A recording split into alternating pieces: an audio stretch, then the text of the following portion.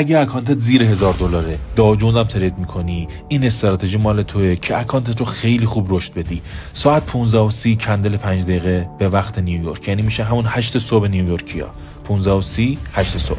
بالاترین ناحیه و پایین ترین ناحیهش رو علامت بزن، برو جلو. از هر سمتی بریک کرد کلوز داد. الان این کندل آبیه بریک کرده و کلوز داده، ورود پوزیشن میکنی. استابلاس پشت کندل قبلی، برو تا حداقل TP2.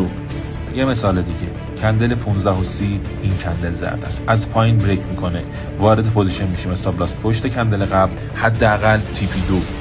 بچه مثال نقض سخت پیدا میشه برای این استراتژی، ولی این کندل 15:30 پایین و بالا. شما من باکس کشیدم که ببینید، از بالا بریک شده، ورود برمیگرده، استاپ میشه. اگر استاپ شد، اومد همین باکس رو از پایین کلوز داد که اکثرا این اتفاق میفته، ورود میکنی و استابلاس رو میذاری تو 50% باکس و راحت TP2 رو بهت میده.